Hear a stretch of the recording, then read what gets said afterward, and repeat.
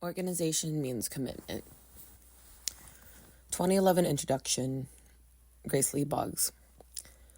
I wrote Organization Means Commitment in the early 1970s in response to African American activists who, after reading the manifesto for a Black Revolutionary Party, were asking us what kind of organization they should build.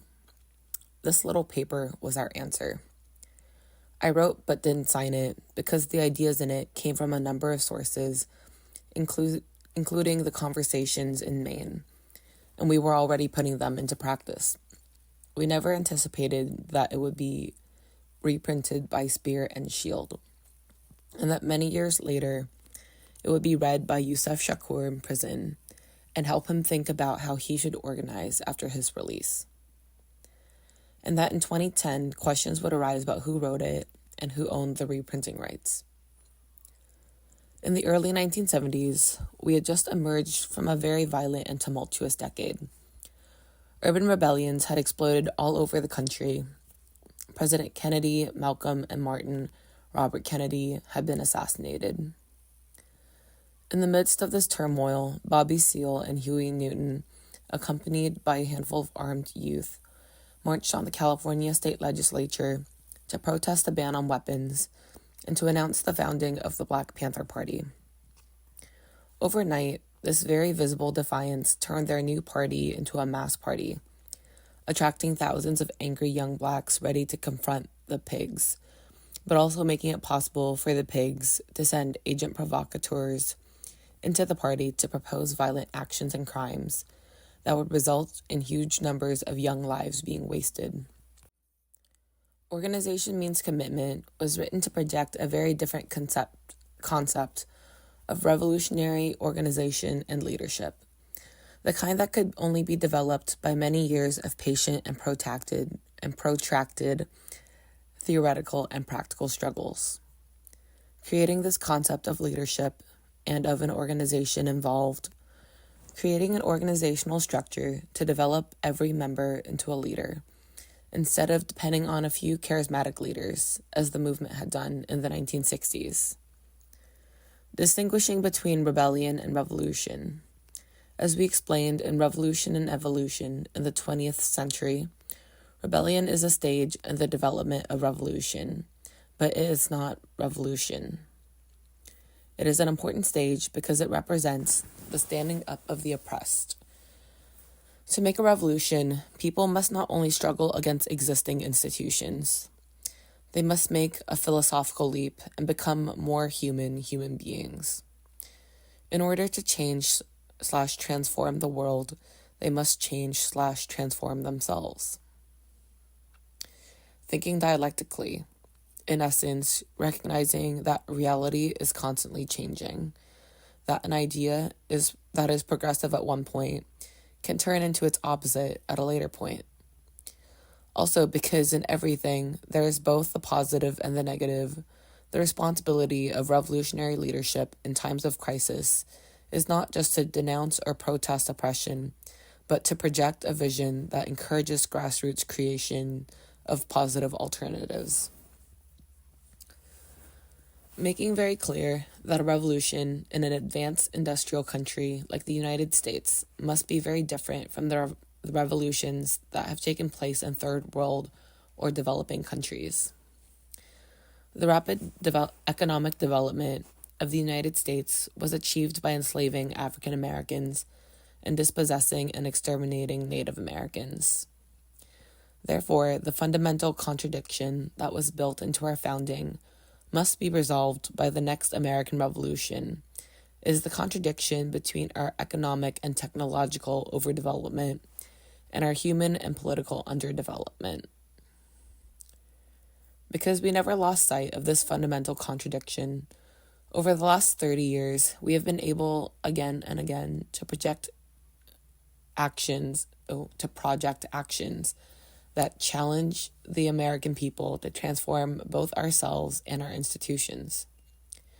Organization means commitment, means committing ourselves to this kind of transformational organizing which does not mainly denounce and protest oppression or mobilize Americans to struggle for more material things, but challenges us as Americans to evolve or transform ourselves into more human beings.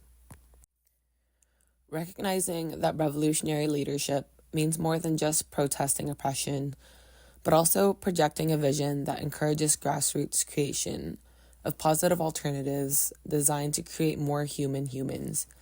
Transformative organizing involves doing the work of loving each other in ways that seem ridiculous if we only think of revolutionary change as masses of people mobilize to make demands on a state. Because our historical reality has been shaped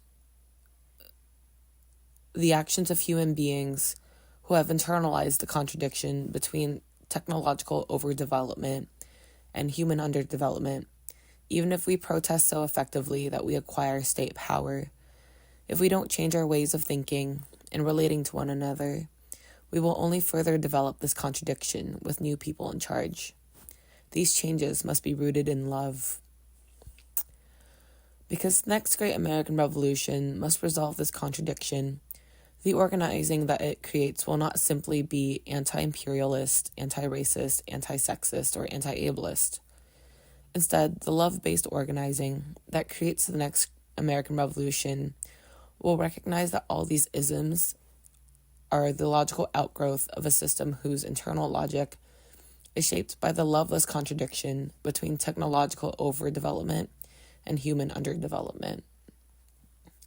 Therefore, the only way to secure freedom from these forms of oppression is to create the freedom to develop and practice new types of more human relationships.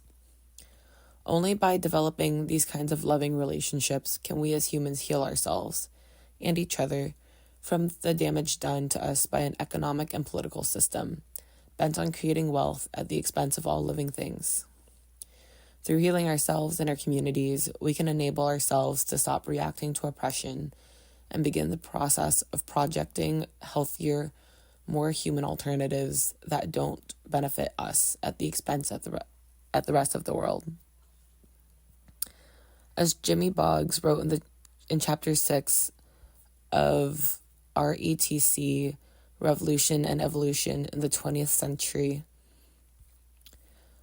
the revolution to be made in the United States will be the first revolution in history to require the masses to make material sacrifices rather than to acquire more material things.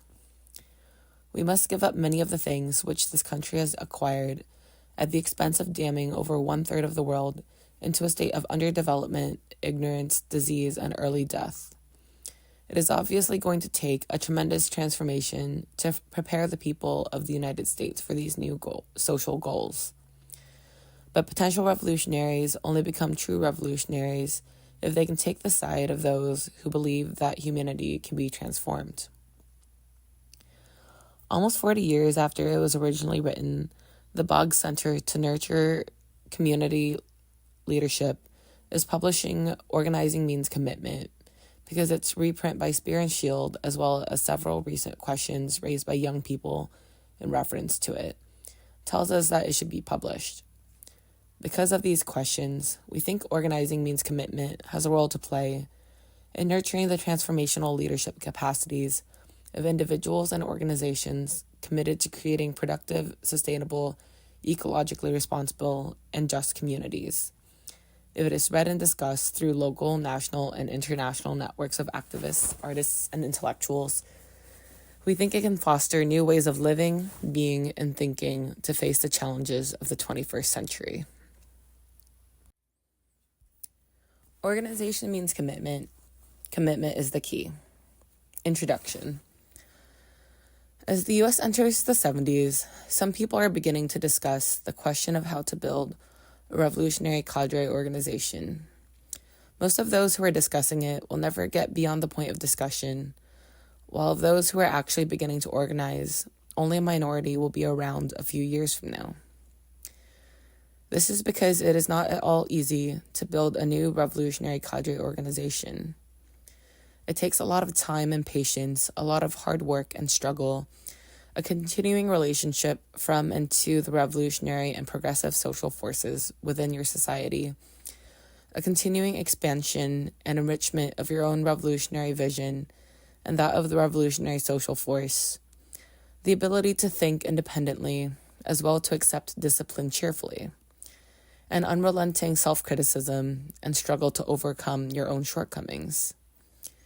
This work and struggle, this time and patience, this continuing relationship, this expansion and enrichment, this independence and discipline, this criticism and self-criticism can only come from a continuing commitment in theory and in practice to the conviction that at the heart of every at the heart of every great revolution is the urgent need to transform man/woman into a new and more advanced form of human being by means of struggle. The only justification for a revolution is that it accelerates the evolution of man and woman.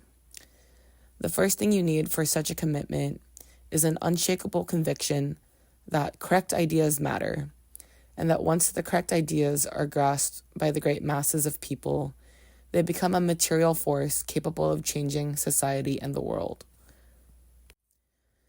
In a country like the US, where there is so much respect for things and so little respect for ideas, the number of people with this conviction is still very small, and the number whose convictions cannot be shaken is even smaller. When your friends and associates accuse you of having too much faith in ideas or in human nature, it takes a pretty strong person to hold firm. One of the most difficult hurdles is that a cadre group has to overcome at its first meeting, and often at subsequent meetings, is the feeling that among those present that there must be something wrong with them because they are so few. In a country like the US, where it is normal and natural to judge the value and importance of everything according to the size, the bigger the better, it is not easy to grasp and hold firm to the historical fact that every advance that has ever been made by humankind was started by a few people, often, to begin with, by only one individual, and since every beginning can only be a beginning. Someone, it may have been a man or a woman, was the first to use a piece of stone as a hatchet or hammer or axe. In other words, to take the first step in tool making 2 million years ago, which has now led to the machine age of lathes, punch presses, and dynamos. Similarly, someone, it may have been man or a woman, was the first to mold a pot out of mud.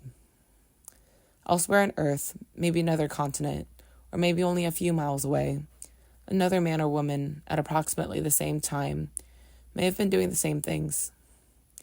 But the first man or woman to take this first crude step in tool-making or pottery did not know this, nor did he or she stop to speculate why only he or she, or just a few others, were taking this step. The practice of judging a step forward in humankind's productive or political evolution by the number of people involved is a modern, Western, and especially American prejudice.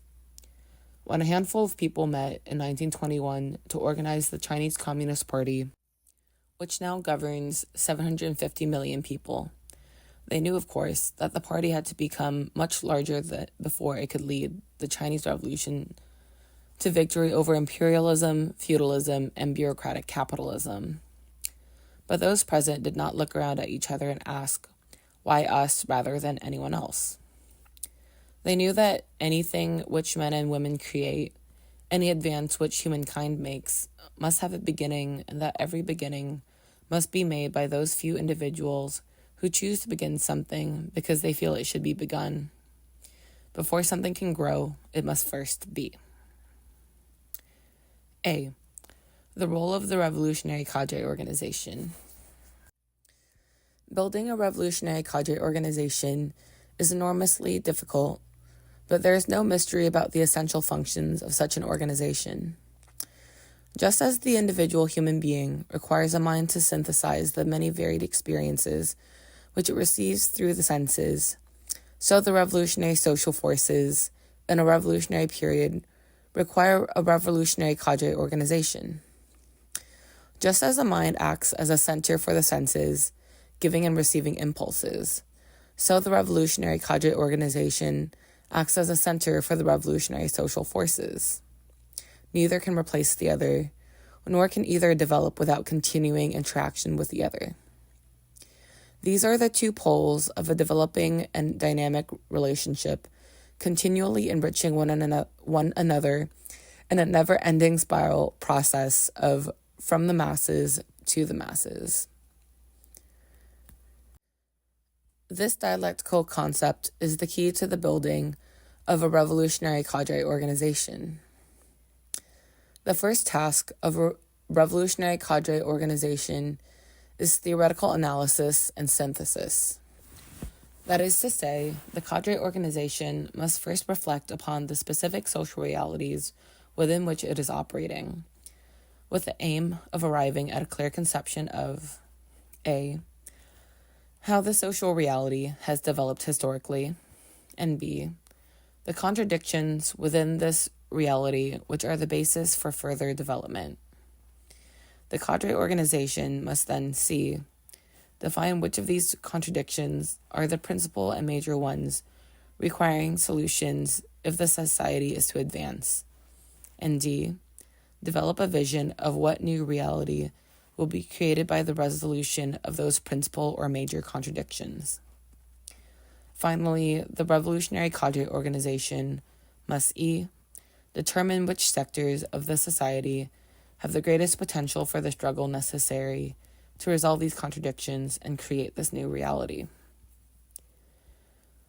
These theoretical concepts together constitute the ideology of the cadre organization. After deriving its ideology from reflections upon the social realities, the cadre organization must devise concrete programs to go to the revolutionary social forces, masses, people, in order to mobilize them in struggles to create new reality through resolving the major contradictions of the society. In devising and projecting these concrete programs, the cadre organization must be concerned not only to increase the momentum of struggle and the physical power of the revolutionary social forces. It must also be concerned to bring about a transformation in these forces. That is to say, it must seek to increase their initiative, their critical political consciousness, their sense of collectivity and responsibility, and the structures with which they can not only bring about the collapse of the existing oppressive society, but also create a new society. The cadre organization, in other words, must be concerned not only with the quantitative, but with the qualitative development of the mass struggle and of the revolutionary social forces.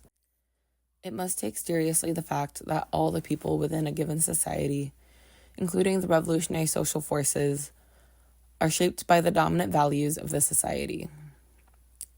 In the light of the revolutions that have taken place all over the world in the past half-century, beginning with the Russian Revolution of 1917, anyone claiming to be a revolutionist must be willing to look beyond the question of power to what happens after the taking of power.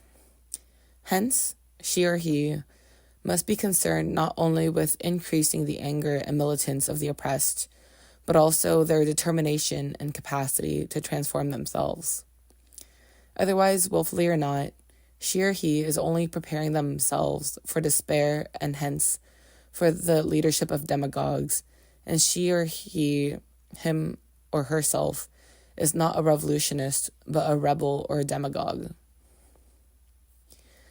At the same time, the cadre organization is also providing the framework within which the cadre members themselves can be constantly transforming themselves into more conscious, more responsible, more creative, and more critical human beings, to whom the revolutionary masses can increasingly look for leadership, because they can recognize in them actual living witnesses to the responsibility of creating new men and women. If the ideology of the cadre organization is sound, if its program meets the needs of the revolutionary social forces, if the cadre themselves are in a close and continuing relationship with these forces, then the revolutionary social forces will begin to struggle around these programs.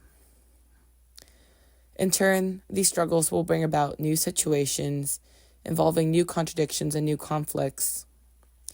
This means that the cadre organization must be continuously prepared to reevaluate its ideas of the social reality and to devise new programs to take to the revolutionary social forces, thus constantly deepening and enriching both their ideas and their relationship with the revolutionary social forces.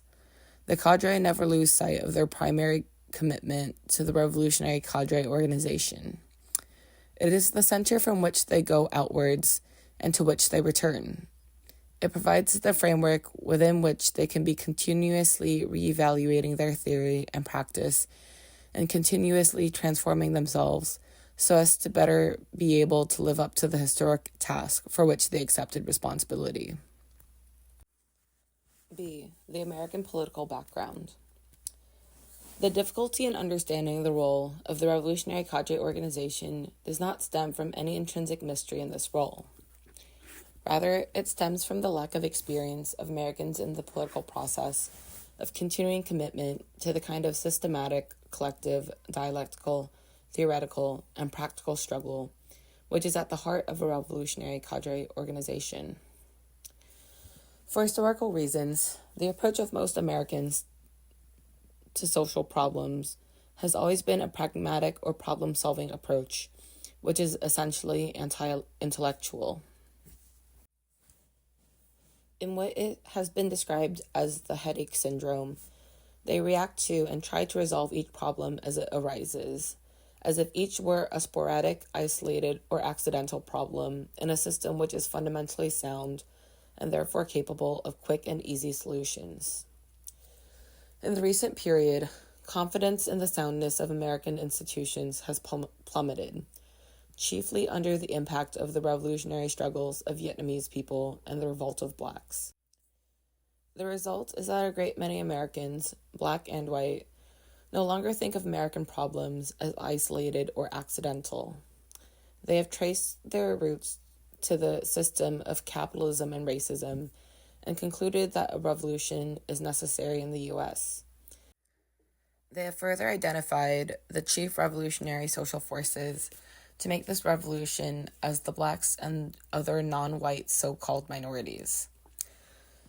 However, for the most part, these people still strongly resist the ideas of committing themselves to the kind of collective and protracted struggle in the dialectical relationship to the revolutionary social forces outlined above. They no longer look at the problems of the society in a piecemeal fashion to be solved one by one. But they still regard the revolutionary struggle as a series of isolated events, happenings, and experiences.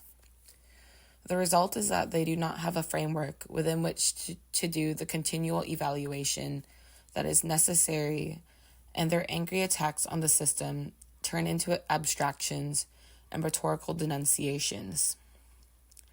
Always quote-unquote on the go, attracted to whatever or whoever turns them on, they jump from one activity or group to another, judging the revolutionary content of that activity or group by its militancy or by the excitement and relief which it offers from boredom and frustration. In essence, quantitatively and subjectively. In the past few years, white youth, rebelling against the materialism and individualism of their middle-class parents, have been drifting in and out of communes and collectives. They claim to be seeking collectivity, but they are unwilling to make the long-range commitment to any group, which is the prerequisite to collective struggle and collective learning. As a result, the collectives and communes springing up and disappearing all over the country are little more than aggregates of subjectivities, in which each individual is still doing his or her own thing. These young people have substituted for the pragmatic, anti-intellectual attitudes of their forebears a new anti-intellectual attitude, which is the unique product of the post-World War II society. Raised in a world of unceasing novelty and mobility, of revolutions in production and abundance in consumption, of instant communication and spaceship transportation, they have been culturally deprived of the experience through protracted struggle which has been the good and bad fortune of every previous generation, if only in the productive arena. As a result, they have an existentialist philosophy, or the conviction that life consists essentially of momentary experiences. In the 1960s, this lack of experience in protracted struggle was not a serious handicap. In fact, in retrospect, it was an enormous advantage, since it enabled young people to leapfrog the old radical organizations with their obsolete theories and programs, still stemming from the experience of 1917 revolution in Russia, and to create instead a new and unique style of politics. This, quote, new style of politics, unquote, centered around the dramatization of confrontations, which were then carried into every living room through television. Staging these confrontations and using the mass media with enormous skill, the movement leaders of the late 50s and 60s, black and white, were able to overnight bring home to the entire society the barbarism of U.S. racism and the genocidal war in Vietnam. Radicalized by these methods, young Americans, particularly young black Americans, exploded in the streets of practically every major city in the country, creating, by the late 60s, a social crisis of unprecedented magnitude with the entire society. However, while the social crisis was obviously maturing, no cadre organization was being created to evaluate the new reality and to give direction to the emerging social forces. The result is that today, the great majority of Americans, both who feel oppressed by the system and those who support the system because of the benefits they have received from it, are completely bewildered. They feel as if they were being tossed about in the eye of a great storm, with no idea where they should go or how to get there. Likewise, in the absence of a revolutionary cadre organization, most young people who played such an important role in creating the movement of the 60s had been without any framework within which they could collectively evaluate the situation and make new projections to the contrary, let alone transform themselves into more responsible, more conscious, more dedicated, and more critical cadres. Left to their own individual devices, the great majority of them have drifted out of the movement or have gone the way of left or right opportunism. This is to say, many have become pure adventurous, making isolated and desperate attacks on the power structure or anyone who they think supports the power structure. Others have become careerists, quote-unquote, on the go in one way or another, as consultant, project directors, or staff persons, supported by federal, city, and state agencies, and by churches and universities, in order to co-opt the heavies of the movement. C. Commitment is key.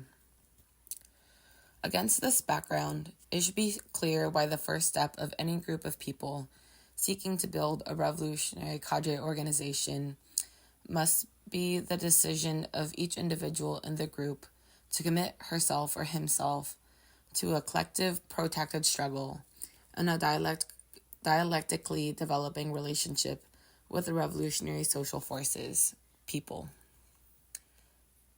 Those who are convinced of the need for revolutionary social change and who, out of sober reflection on the concrete experiences of the recent past, have become convinced that spontaneous rebellions, revolts, and confrontations, no matter how many or how spectacular, lead not to revolution, but to despair and confusion, should be ready to make this commitment out of their own volition. If, among those who have come together to discuss the question, only 2 people are ready for this commitment, these 2 must resist the temptation to continue meeting with the others in the hope or illusion that by doing so, they will persuade the others to stop wavering and make a commitment to this temptation. They will discover in the end that they are left either with the same 2 people or that they themselves have begun to waver, since the waverers are the ones who have behind them the pressure of the way things are, rather than of the way things should be. The decision by a group of people, no matter how few, to commit themselves to this collective and protracted struggle and to reject on-the-go politics shapes everything that follows. If their commitment is to become more than rhetorical testifying, they must now embark on the concrete steps necessary to create a collectivity out of their separate selves.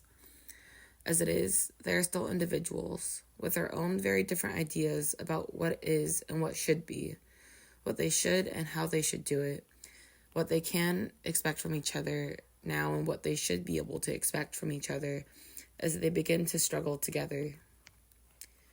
In order for the group to start transforming their separate subjectivities, they must first arrive, through organized discussion and an agreed-upon method of decision-making, an agreement on the following: 1. Their ideology. 2. A program or programs for activity within a prescribed period, long enough for them to complete some projects and yet short enough so that they can see the end at the beginning. 3. A structure within which they can carry out these programs and which will also provide for the continuing growth and developing of the group as a whole, or every member in it.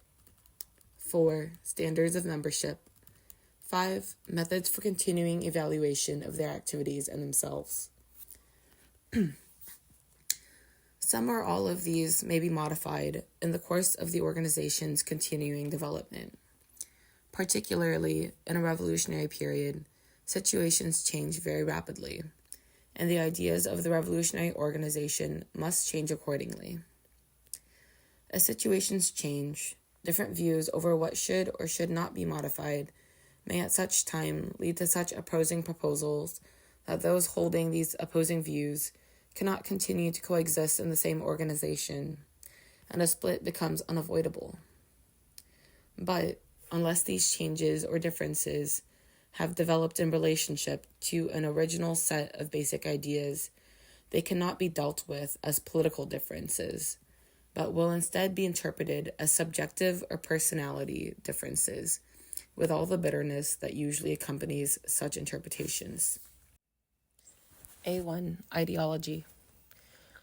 For the last 50 years, most radicals in the United States have thought that it was sufficient to define the American historical reality in terms of Marx's 19th century analysis of European capitalism and Lenin's pre-World War I analysis of European imperialism, simply adding to these the analysis of American racism, usually interpreted as a manifestation of capitalism or domestic imperialism.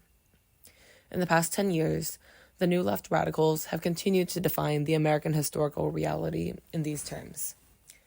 However, in recognition of the post-World War II struggles of third world peoples inside and outside the United States, and the increasingly middle-class character of the American workers, they have simply substituted third world peoples for the working class, which Marx and Lenin regarded as the revolutionary social force to destroy capitalism and imperialism.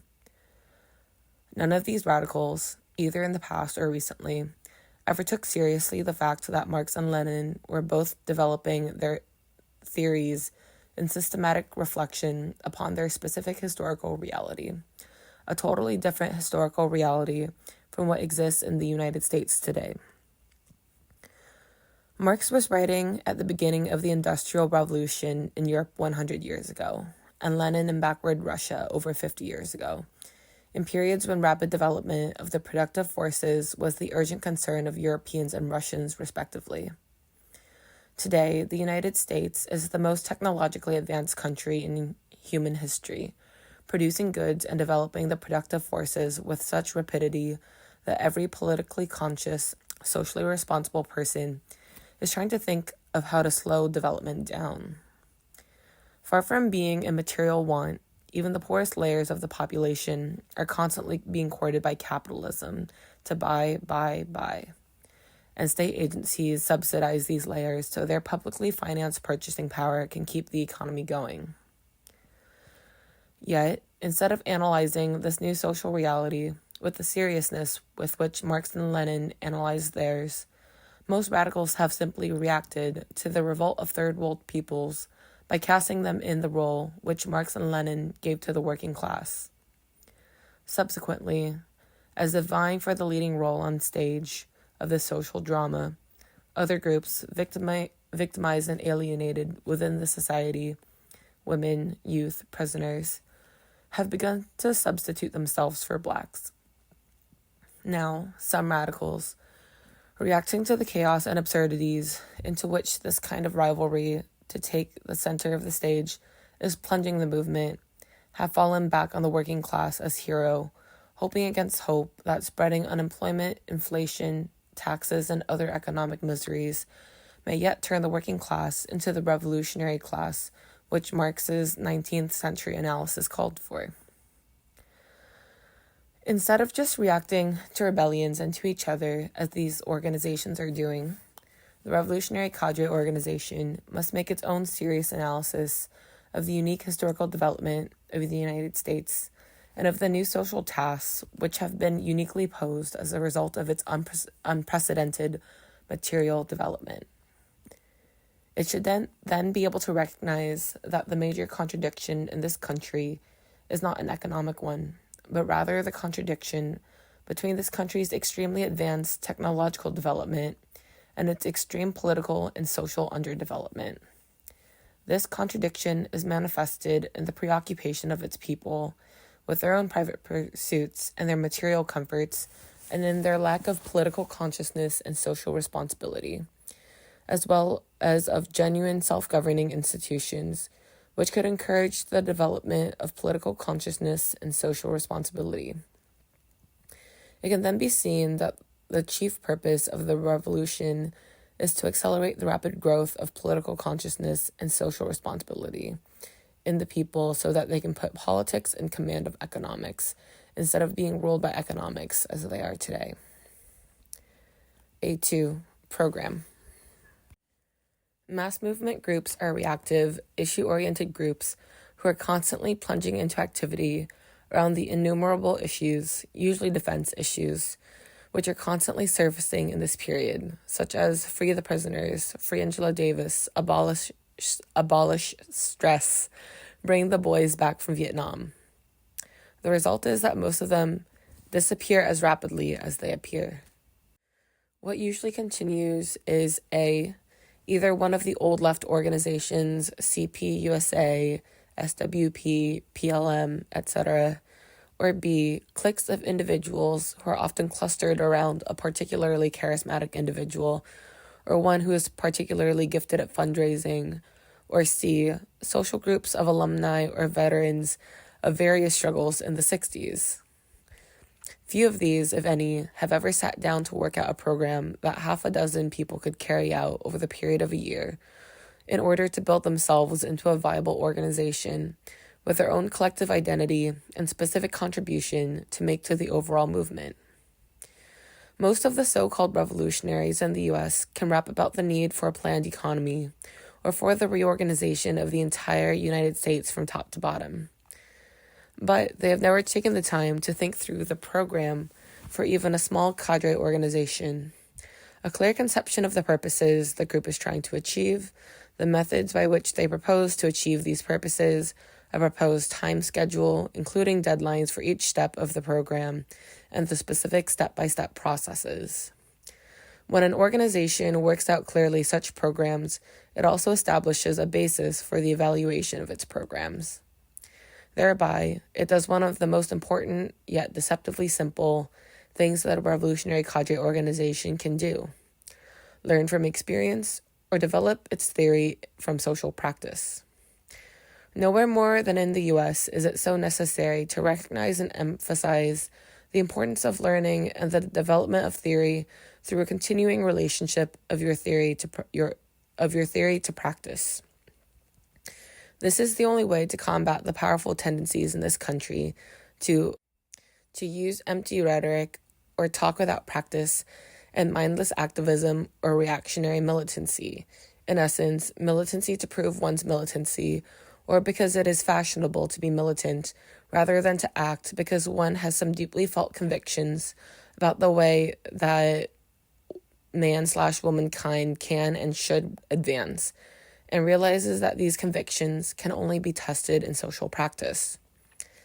Therefore, in the initial period, the main programs of a revolutionary cadre organization should be internal programs.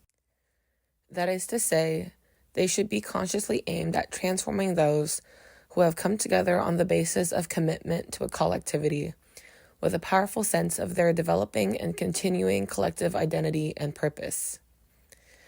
The first-year programs of a cadre organization should center chiefly around the following. A. The theoretical strengthening of the members' political education. B. The development of the literature of the organization and the skills of the membership to enable them to take the ideas of the organization to the masses, or propaganda. And C. The increase of the organization's members, or recruitment. The propaganda program of the organization is crucial to the development of the revolutionary struggle, since as it cannot too often be repeated, once the correct ideas are grasped by the masses, they become a material force capable of changing society and the world. Particularly at this stage in the struggle, the major emphasis of the organization's propaganda must be on expanding the vision and increasing the critical political consciousness of the people, in essence, inspiring them with the broad purposes of the struggle and developing their capacity to demythologize and de-romanticize, to mobilize the masses in struggle or to increase their militancy without at the same time expanding their consciousness of their responsibility and capacity to create new men and women, is to only lay the groundwork for their despair. In mapping out the recruitment program of the organization, great care should be taken to make the process of recruitment a selective one, aimed at slow and qualitative growth, rather than rapid expansion, taking care not to judge the growth of the organization by the number of its members, rather by their commitment to the ideology and programs of the organization. In the matter of recruitment, the cadre organization has few models to go on. In the past, it was ridiculously easy, particularly for a worker or a black person, to acquire membership to the CPUSA or the Trotskyite parties. The organizations, except for relatively brief periods right after the Russian Revolution, had so little contact with the workers, and even less with black people. And so few workers or black people were attracted to these organizations, that each one became kind of a prize. So that if he or she showed any sign of being willing to join, the organization virtually subsidized them, sending them around the country on tours for the party so that the party could present a public image of black or worker membership. Since the 60s, on the other hand, thousands of young people have been attracted to the new political organizations of all persuasions, ready to drift into and out of these organizations with the same lack of commitment as they have given to ad hoc organizations, particularly if the mass media has given these organizations any publicity. In turn, these organizations, living for the moment and for the spotlight, have recruited furiously in order to give the impression of a large public following. In the recent past, we have had some instructive experiences with organizations who have expanded rapidly for the sake of and with the help of the media. Often they have discovered that they were recruiting many police agents. Even when this was not the case, they have still been at the mercy of their new members, most of who were attracted to the organization in the first place by the image of confrontation, which they got from the mass media, and who have therefore led the organization into confrontation after confrontation, until its entire energies and resources were exhausted in defense activities. For all these reasons, it is important that the revolutionary cadre organization seek to avoid both rapid expansion and any kind of publicity, in full recognition of the fact that any rapidly expanding or publicity-oriented organization has no chance to do the learning and developing, which are absolutely essential to preparation for rapid growth at a later stage of the protracted struggle. For the same reasons, a cadre organization must acquire its basic finances from dues paid by its members and from the strictly political activities of the organization, sales of literature, public meetings, etc., and not from grants or funds from private or public entities. The danger is not that these activities will put direct pressure on or try to dilute any militant activities which the organization may want to engage in. The corruption is much more insidious, arising from the fact that external funding deprives the organization and the membership of the opportunity and the responsibility to develop and enlist their own commitment and their own ideas. A3. Structure. Regular meetings at least once a week and always starting on time. The keeping of minutes at every meeting and the reading of these minutes at the subsequent meeting and a clearly organized agenda for each meeting are the elementary structural requirements for a revolutionary cadre organization. If it seems strange to emphasize what should be obvious, it is because these are not at all obvious in the on-the-go political atmosphere of today's movement, which is more likely to call meetings when the spirit moves it, to disdain the keeping of minutes, and to regard presentation of an agenda as incipient bureaucratization or elitism. Through regularly scheduled meetings, each member begins to internalize the structure of the group as part of his or her own living routines. Through the promptness with which every member arrives at the meeting, the unity of everyone starting together is established. Through minutes, a group takes responsibility for its programs and procedures from week to week and begins to get a concept of its own development as historical. Through a clearly organized agenda, the essentials of which should be the same from week to week, every member can be preparing between meetings for his or her participation at the meeting, thus creating a framework for the maximum participation of each member. At the beginning of each meeting, the chairperson is the one responsible for preparing the agenda.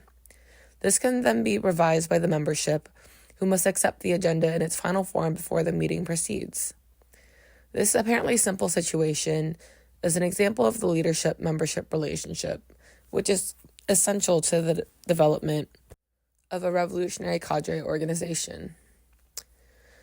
The establishment of structure with which leadership and membership can be developed is a very difficult problem inside the United States.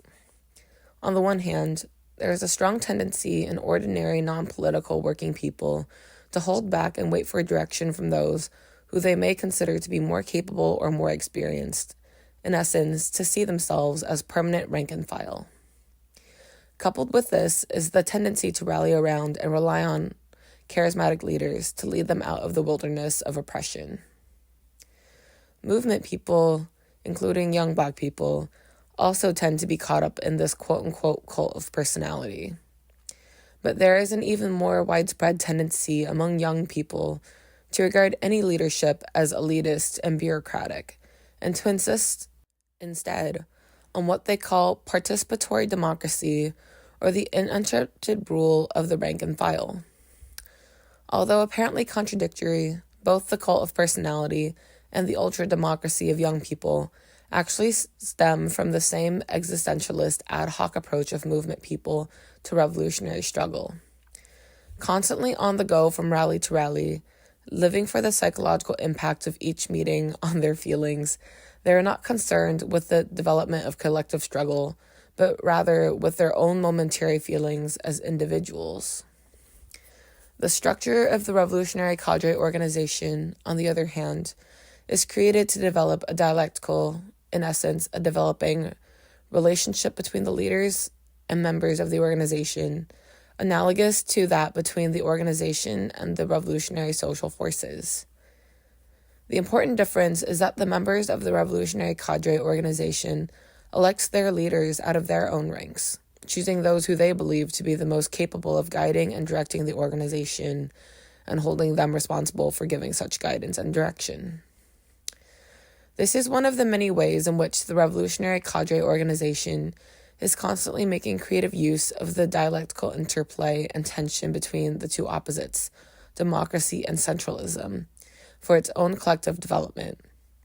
Or to put it another way, it is precisely because collective development is so critical to the essence of the revolutionary cadre organization that it is able to make conscious and creative use of the interplay between the two opposites, democracy and centralism. Most Americans find it difficult to understand the principles and practices of democratic centralism because Americans, generally speaking, proceed not from the concept of roles, but from the concept of rights versus privileges and prerogatives.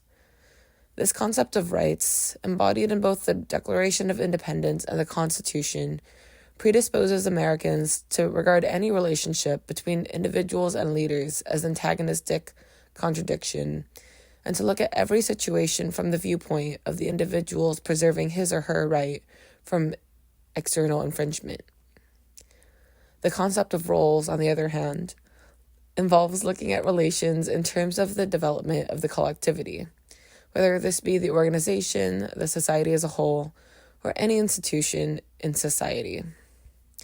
At the heart of democratic centralism is the question: what functions must be performed by each part of the structure if the collectivity is to be able to act and continue to develop into a strong nucleus of revolutionary leadership and as a framework for the continuing development and transformations of each member? It is necessary to have leadership within the structure of a revolutionary cadre organization because it is necessary to have some persons or a central committee that is playing the role of projecting and generalizing, unifying and coordinating. If there is no chairperson within a particular committee, or no central committee within an organization with a number of committees who is playing this role as center, then there is only the plurality, the specificity, and the variety of the members on the constituent committees. On the other hand, if the various members and the various committees who are responsible for specific programs are not constantly developing their programs, are not increasing their contact with the revolutionary social forces, are not discussing issues and programs of the organization, and not developing their ability to think independently, then the unity of the organization turns into homogeneity.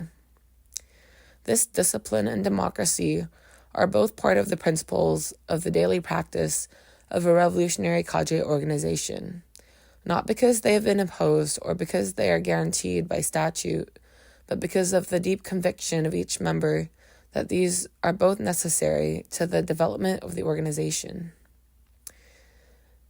Every member is bound by the decision of the organization because every member realizes that without discipline, everybody and anybody could go his or her own way, do his or her own thing, and the organization would fall apart. On the other hand, the leadership is constantly encouraging and seeking to create situations in which there is full discussion by the membership, because it knows that if decisions are arrived at without the full democratic discussion and even debate of the members, the organization cannot penetrate to the issues involved in any decisions or the dualities that are implicit in every unity. Leadership knows that agreement reached through a process of full discussion and debate is always more effective than agreement reached through unquestioning assent.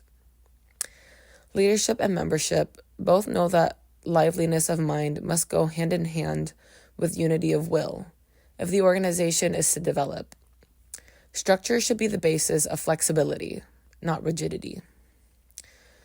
Both leadership and membership in the revolutionary cadre organization is an art, in the sense that both leaders and members must learn to play creative roles in the development of their mutual relationship. There are no exact rules for the behavior of either leaders or members as there is in a scientific experiment, or in learning an athletic skill, where uniform conditions can be artificially set up and repeated again and again. However, experience has shown that certain procedures and attitudes can be immediately recognized as contrary to the general dialectical principles of democratic centralism. For example, the rotating chairperson, which is often proposed in name of participatory democracy, destroys the possibility of leadership playing its essential role as center. A chairperson must hold the office for a period of time long enough so that he or she can develop the responsibilities for this role. On the other hand, a chairperson who is not constantly listening to the members of his or her committees will soon be speaking only from his or her limitations, will be unable to project to the members a unity which has the richness of variety embodied in it. A chairperson must be efficient at running meetings, but he or she must also be willing to do propaganda work among the members of the committee individually in order to develop a common language with them. A leadership which resorts to agitation and exhortation of the membership is usually one which has failed to fulfill its responsibility of projecting programs and positions which embody the relationship between what the organization is doing from day to day and the long-range role of the organization in the acceleration of the evolution of humankind. If the leadership does not fulfill its role of projecting, creating, and innovating, but is only reacting to the membership, then the tendency is for weaknesses of individual members to surface, in essence, for individual members to act up. In this situation, leadership feels threatened, is tempted to overact, reminding the members of their duties and of its rights, in essence, of the chain of command, and sometimes even to mobilize those members whom it considers more loyal and supportive against those who are acting up. But this type of administrative, disciplinary, commandist, and subjectivist behavior on the part of the leadership cannot possibly restore the moral authority of leadership, since, by definition, the role of leadership is not a defensive but a creative one. The organization must be constantly on guard against the tendency of members on all levels to self-cultivation. In essence, the use of the organization's resources only for the development of the individual. On the other hand, if the leadership is not playing its proper role of encouraging the independent creativity of the membership, the tendency of membership is to slip into passivity, merely receiving and supporting instructions from leadership. As the organization then begins to stagnate, leadership again is tempted to exhort the membership to greater efforts and liveliness. But this exhortation is futile, since by definition, agitation of the members is contrary to the role of leadership, and so forth and so on. In all these ways, through living and often painful experiences in the correct and incorrect handling of the very demanding relationships between leadership and members, the members of the revolutionary cadre organization and the organization as a whole begin to internalize the rhythms of the dialectical as contrasted to the administrative method. This internalization becomes decisive in the handling of contradictions between the organization and the revolutionary social forces, both in the struggle for power and in the even more important and awesome responsibilities that ensue after seizing power. A4. Standards. Every collectivity of any kind, whether an organization, a class, a race, or a nation, must establish standards, in essence, those values and patterns of behavior which all members are expected to strive to embody in their daily thinking and practice, chiefly in order to advance the collectivity. A revolutionary cadre organization, on the other hand, establishes its standards not only to advance the group, but in full consciousness of the group's responsibility to advance the evolution of mankind. Starting from the fundamental premise, a revolutionary cadre organization at this time must establish its standards in light of two major realities. One, the peculiar and contradictory character of the chief revolutionary social forces, and two, the protracted struggle that will be necessary to bring about the revolutionary transformation of this society. These realities make it essential that the revolutionary cadre organization adopt as its standards those values which have proved to be most durable and universal in the course of humanity's millennia of development. Such values must include love and respect for one's own people, not for their sake alone, but as a springboard to love and respect for other people, respect for ideas, dedication, dependability, and discipline, self-reliance, and accountability, care and development of one's own body as well as one's mind. Young people in the U.S. today, both black and white, and particularly black, are potentially the chief revolutionary social force for the overthrow of the present society. They are the ones most hostile to the present system and the ones with the maximum energy for fundamental social change. And at the same time, these young people, both black and white, the latter especially insofar as they have become alienated from their communities and are imitating Black radical youth are the ones most deficient and lacking in the above values. Hence, they are now people, for the most part, standardless and valueless.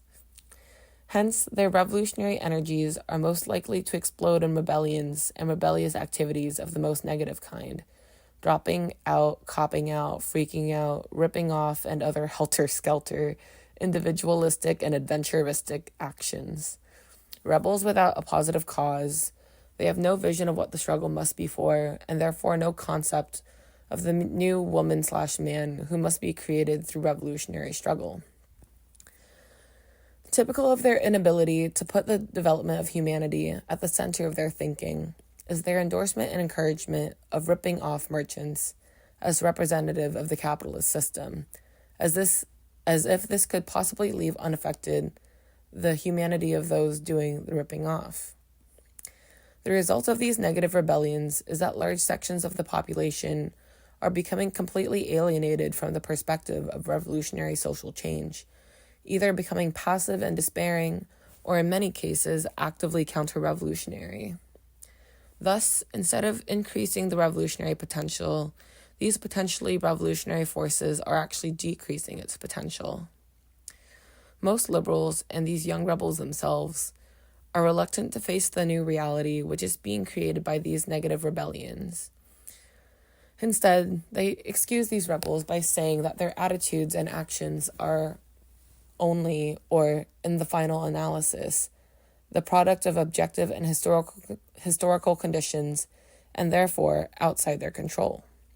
They point to the post-war world of abundance and electronic media, which have provided instant gratification for every physical and psychological want to the youth generation, to the barbarism of racism and the genocidal war in Vietnam, which have demoralized young people by exposing the dehumanized character of American capitalism and imperialism, and the American political, economic, academic power structure, all that's hyphenated, political, economic, academic, and to the failure of the older generation over the years to resist this barbarism and inhumanity. However, in citing objective and historical conditions as an excuse for the negative rebellions and rebelliousness of young people, these liberals and the rebels themselves are evading the crucial contemporary contradiction that, on the one hand, these young rebels and their rebellions are the most complete expression of a corrupt value-free society, while on the other hand, they are the ones with the greatest potential to bring the system to an end. In other words, the revolutionary cadre organization cannot wait upon the revolution to change the objective conditions that have produced these social forces as they are. It must find ways and means within the present to bring about the revolutionary transformation of these young people in order to make the revolution, in essence, to bring about changes in the objective institutions and conditions. One of the most important ways that the revolutionary cadre organization can do this is by projecting and embodying in its own ideas and practices the values which have proved most universal and enduring through the development of humankind. In other words, the revolutionary cadre organization must itself insist on the indivisibility of politics and ethics. This indivisibility of politics and ethics is also indispensable to the development of the revolutionary cadre organization for the protracted struggle which lies ahead of it. Without the above standards, it is impossible for the cadre to develop trust in one another and from those whom they seek to lead. Without trust, no protracted struggle can possibly be successful. In affirming the indivisibility of ethics and politics, the revolutionary cadre organization is breaking consciously with the political tradition which has dominated Western thought since Machiavelli, 500 years ago, created the science of politics as a question of strategy and tactics. Marx did not challenge this Machiavellian concept chiefly because politics was secondary to what was happening in the process of production. There, he believed, the very development of the productive forces and the struggles of the workers against exploitation were creating in the workers the highest standards of collectivity, discipline, and social responsibility. For Lenin, Politics was much more important than it had been for Marx.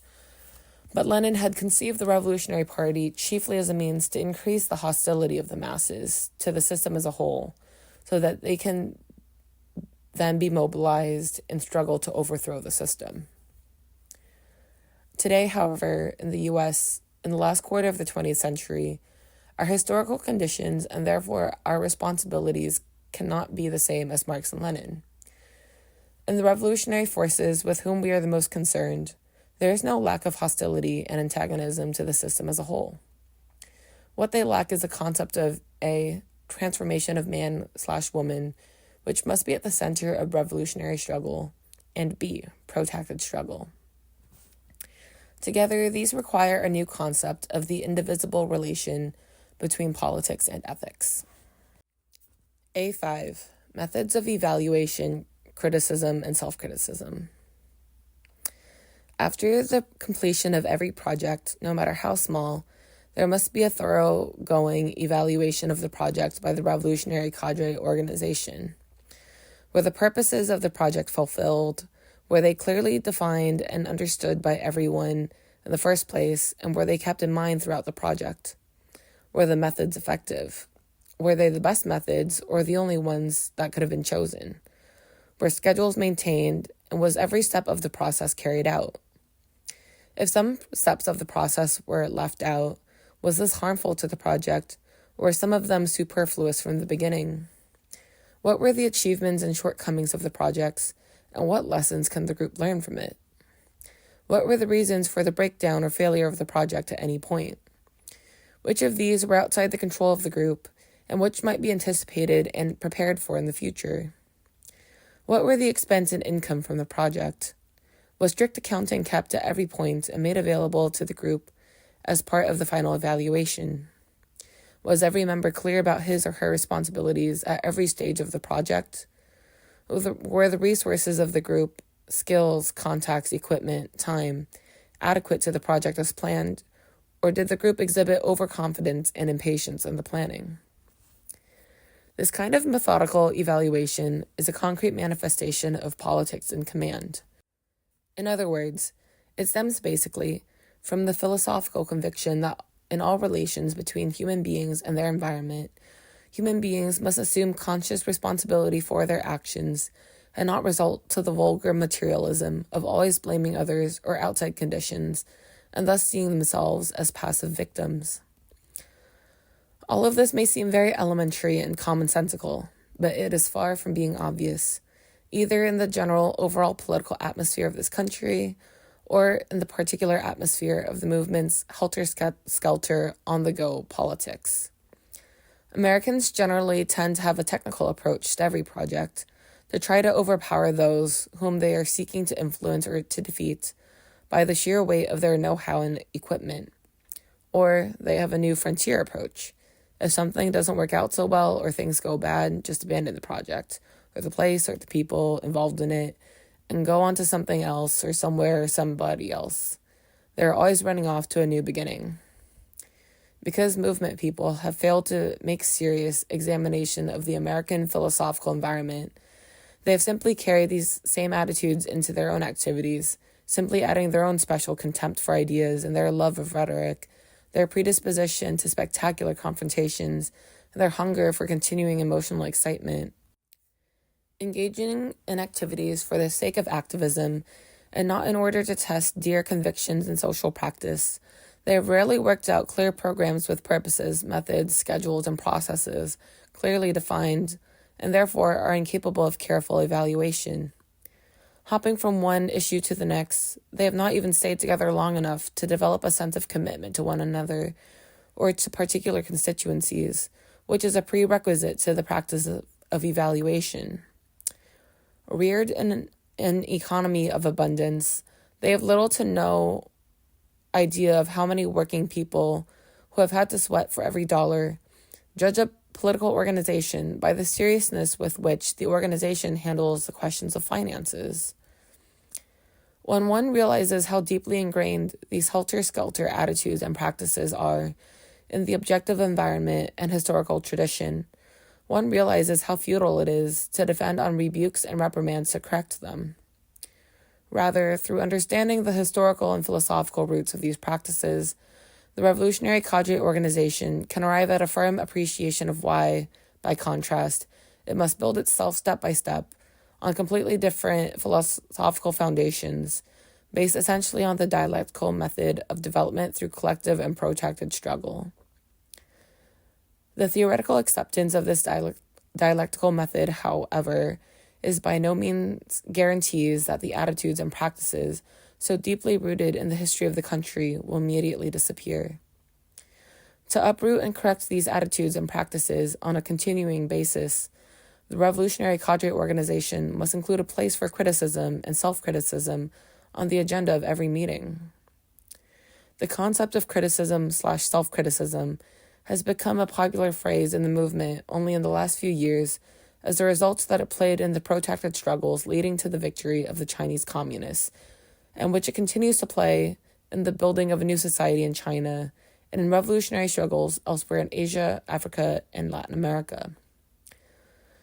As long as the revolutionary movement all over the world was dominated by the D-Day concept of revolution, which had been borrowed mechanically from the example of the 1917 Russian Revolution, criticism used to take the form of chiefly post-mortem analysis. For example, one group or individual would insist that a particular setback in revolutionary development in a particular country was the result of a mistaken policy, and therefore of the group or individual sponsoring the policy. Simultaneously, the claim would then be made that if those in charge had pursued the policy of the critic instead, then there would have been success rather than failure. This kind of arrogant subjectivism and hypothetical afterthinking is completely foreign to the concept and practice of revolutionary criticism and self-criticism. Revolutionary criticism and self-criticism is based, first and foremost, on the dialectical concept of development through collective and protracted struggle. It involves the dear recognition that in every situation there is a contradiction, which requires a choice between two roads, that no one group is immune from making a mistake or a wrong choice, but that the entire group, the individual making the mistake, and indeed everyone concerned with revolutionary struggle, can learn from the mistakes and wrong choices that have been made by the individual or group. Moreover, the recognition, the examination, and correction of mistakes and weaknesses all provide additional energy for the advancement and acceleration of revolutionary struggle. This is the dialectical concept of the, quote, dynamic of error, unquote. In order for this dynamic of error to develop, the group must be united by certain common principles and ideas. All the members must be committed to common perspectives or a common ideology. They must share common standards, must be committed in time, and they must share a fundamental recognition of the role that struggle itself plays in developing. Without these common principles, criticism, self-criticism, cannot rise above subjectivity and get to the essence of what is wrong in any particular situation, in essence, the objectivity of the mistake. Essential to the concept of objectivity is the recognition that the mistake is not just an accidental one, in essence, that it is not unique to the particular individual or to the particular occasion. On the contrary, it probably relates to the particular historical environment or to the social background of the individual involved. For example, intellectualism, technocratism, male chauvinism, permanent rank-and-fileism. The objectification enables the entire group to raise its consciousness and helps others with the same background be on the alert against specific weaknesses. In the American social and political environment at all levels, it is very difficult to make this kind of objective criticism, self-criticism, a real part of daily life and practice. This, again, is for the very deep historical reasons already referred to, especially the tendency of Americans to look upon problems as nuisances and headaches to be gotten rid of by some external means, rather than as challenges from which one can learn. Therefore, the tendency is to cover up mistakes rather than to admit or grapple with them.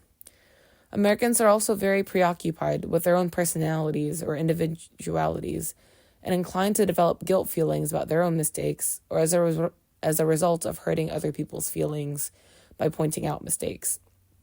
For example, an individual may apologize for making a mistake because he feels guilty, thinking that he or she is criticizing himself or herself when he or she is really just expressing subjective or personal feelings. Often what is put forward as self-criticism is simply self-protection. For example, when an individual rushes to admit a mistake to avoid criticism or further examination of the mistake by others. Subjectivity assumes many forms. For example, the protection of one's feelings or those of others, fear of hurting feelings or discouraging people by pointing out their mistakes, attacking those who hurt your feelings by criticism, fear of taking issues with others, not pointing out the person who makes a mistake, or not pointing out a mistake at once, but waiting until the persons involved are less emotionally caught up in their mistakes, and then dealing with the question only as an abstraction, and therefore without the sharpness, which enables the maximum lessons to be learned by all concerned. Hesitating to take issue with or criticism of the leaders, hesitating to criticize themselves for fear of undermining confidence in the organization, also known as emperor protection, quote-unquote, selling ideas to others rather than discussing and debating issues in such a way that members can make responsible choices, making excuses for oneself or others when mistakes are made. For example, not enough time, something else came up, conditions beyond our control, etc. Thus being understanding and sympathetic rather than demanding on oneself and others. All these are manifestations of liberalism, which is part of the very air we breathe in the U.S. Liberalism, or the evasion of responsibility, is what most Americans mean by freedom. Freedom is the right not to be held responsible or accountable for one's actions. Since this tendency is so powerful in the society, it is inevitably present in the organization. In the past, the U.S. has been able to survive liberalism because of the unique historical conditions of this country, particularly the wide open space, which have allowed people to pick up and leave the scene of their mistakes. However, the chickens are coming home to roost in the country. In a revolutionary cadre organization, they come home much sooner. Liberalism leads to the covering up of mistakes, and therefore to the weakening of the organization. When mistakes are covered up, they also pile up to the point where it becomes impossible to isolate and correct the specific mistakes, and the organization is in danger of breaking up in demoralization and bitter antagonisms. The above list of liberal weaknesses, incomplete as it is familiar to everyone who has ever been in any kind of organization. When one realizes how many of these have characterized one's own practices in the past, it is easy to become discouraged, unless you keep in mind at all times the goals and methods to which you are committed and the collective commitment to this goal, which will enable the organization to grapple with and overcome these weaknesses one by one, week in and week out, through criticism and self-criticism in the course of the protracted struggle. A6. Relationship with the masses. Up to now, we have been discussing the revolutionary cadre organization's relation with the masses, or with the revolutionary social forces, as if these masses were faceless masses, or as if these social forces were units of undifferentiated physical energy out in space somewhere. This is the way most radical groups talk and think of the masses and the revolutionary social forces. Fortunately, their conceptions do not correspond to the way things actually are. Actually, the masses and the revolutionary social forces already are bound together in varying degrees and in different ways, sometimes in actual organizations, more often by loose structures of various kinds. For example, people live in particular geographic areas, work at particular places, join together because of ethnic, age, sex ties, or because of common cultural, religious, political, professional, recreational, economic, or community interests that can range all the way from bowling to community control of schools. They may organize rapidly. Community control of schools is an organization, by the way. They may organize rapidly in response to particular issues, then separate, each going his or her own individual way, or they may try to find ways and means or reasons for staying together. particularly in a revolutionary period like ours, the 60s, when large sections of the population have lost faith in existing institutions. The prevailing tendency in the country is centripetal. This takes organizational form in the tendency to form all kinds of groups. Some groups spring together as a result of spontaneous eruption or in order to make the struggle over a particularly burning issue more effective. Others are formed chiefly in order to give individuals a sense of belonging to some collectivity because they have lost faith in the nation. Others exist for no other reason than that the power structure needs them as channels of communication to the rebellious sections of society. Because of this general self-structuring by the masses, which is going on all the time, and because this self-structuring gathers momentum in a revolutionary period, the revolutionary cadre organization's relations are basically not with single individuals and never with abstract, generalized masses. Instead, they are usually with particular groups of various kinds, which can range from political to recreational, to economic to ethnic. Usually most of these groups are going in their own separate directions, which may be parallel or diverging, but which rarely converge. However, again because of the revolutionary character of the period, there are many reasons why the groups should converge to go in a particular direction or to conflict on particular issues. Usually, a particularly raw issue is enough to bring them into conflict, although sometimes a counter-revolutionary or a revolutionary group may, for reasons of its own, seek to bring about a clash. On the other hand, it is unlikely that the many groups which have within them the potential for united action in a revolutionary direction will work for any extended period of time unless under the open or quiet leadership of a revolutionary cadre organization. Therefore, the more rapidly various sections of the populations are in the process of self-organization, the more important is the role played by the revolutionary cadre organization. In anticipation of this increasing momentum towards self-organization as the crisis deepens, it is never too early in a revolutionary period for the revolutionary cadre organization to begin the painstaking task of organizing. In fact, all previous history, including that of the U.S. in the 60s, shows that once the dam of public confidence in existing institutions begins to break, the centripetal tendencies in the population far exceed the cadre organization's ability to provide leadership.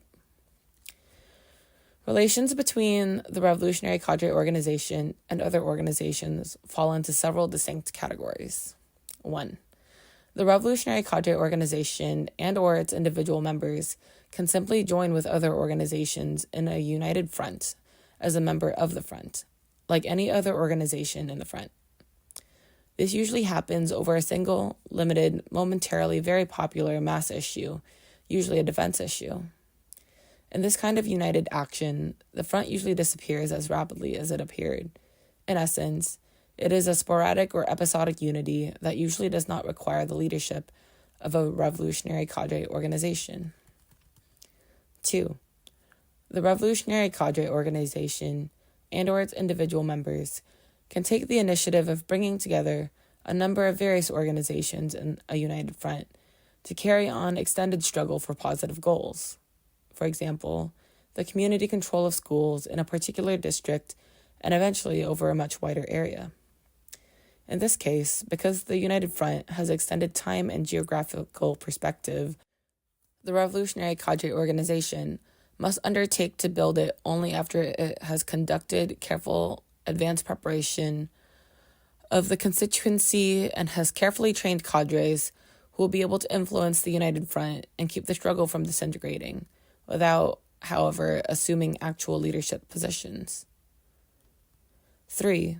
Individual members of the organization can be assigned to join one or more of these organizations, not to take over the leadership, but to influence them in a revolutionary direction, or even in some cases to bring about their disintegration, if they are not playing a progressive role in the general movement, meanwhile recruiting some members from the group to the cadre. 4. Individual members can sometimes be assigned to help form as a group for a particular purpose, for example, for revolutionary study or to act as a revolutionary current within a general movement. In all these relationships, the revolutionary cadres are always conscious of their interpenetrating role, in essence, from the masses to the masses. In other words, they are using their contact with these groups to get a better idea of the stage of development of the social forces, as well as to influence the direction of the social forces.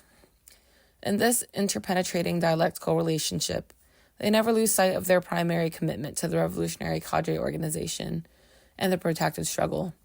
No matter how pressing may be a particular issue, nor how desperately a particular community or organization may want to turn over to the cadre members the main responsibility for leading that particular community or organization. Conclusion. In the foregoing, we have outlined the fundamental dialectical principles and some of the most important concrete practices of a revolutionary cadre organization as a developing reality. If the members of a revolutionary cadre organization are not constantly striving to internalize the dialectical principles motivating their practices, the organization sinks into routinism. On the other hand, if they are not constantly striving to externalize the dialectical principles in concrete practices, the principles turn into empty rhetoric. Many of those reading this pamphlet may vigorously disagree with what it sets forth. Others may draw from it the conclusion that a revolutionary cadre organization is necessary if there is going to be a successful revolution in the United States. Not all those who arrive at this conclusion are ready to build or join such an organization. Some may be against the revolution altogether. Others may say that they agree with the ideas theoretically, but that building or joining such an organization is a job for someone with the patience and the capacity to think more grandly. If, on the other hand, some readers decide that they do want to commit themselves to a collective and protracted struggle, they probably know one or two or a few other people who have arrived at the same point. These few people need some way to arrive at some kind of basic agreement on fundamental ideas and some knowledge of one another. One way to do this is to form a revolutionary study group in order to study previous revolutions and the specific contradictions of the United States which require resolution by revolution. The study of the theory and practice of previous revolutions is for the purpose of learning from them what is and what is not relevant to the specific contradictions of the United States, in essence, the relevance of a party and cadre organization. Through study of previous revolutions, we can gain an appreciation of the way in which revolutions have enhanced the evolution of humankind, and therefore a profound conviction that our revolution must also advance the evolution of man and woman. At the same time, through the study of previous revolutions, it should become clear to us that every revolution is unique, the specific product of specific energies of specific masses, specific organizations and specific leaders, in a specific country under very specific conditions, all of which have been developed over a number of years at a particular time in a particular historical period, and which therefore cannot possibly be repeated at another time and in another place. This general truth of crucial importance in seeking to determine the specific contradictions requiring resolution in the United States, the first country in human history to face problems posed by economic abundance, the first people in human history to have discovered from their living experiences that material well-being does not necessarily bring happiness, and therefore the people who have the privilege of pioneering the revolutions of the 21st century. In forming a revolutionary study group, the purpose, procedures, schedules, and responsibilities of each member should be clearly worked out and accepted by all the participants at the first meeting. It is never a good idea to leave your purposes and procedures fuzzy, in the hope that thereby you will keep some people with you, who might otherwise be scared off by a straightforward statement of your goals and what will be expected of every participant. 9 times out of 10, this kind of liberal attitude does to prevent the eventual breakaway of the person or persons involved. It only postpones the crisis and makes it more painful.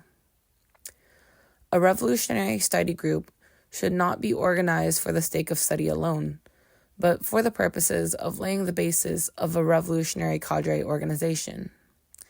Therefore, participation in the group should be restricted to those ready to do the systematic work requiring for such a study, including reading, leading, and recording discussions, disciplined attendance at regularly scheduled meetings, criticism and self-criticism, over a period of approximately 6 months.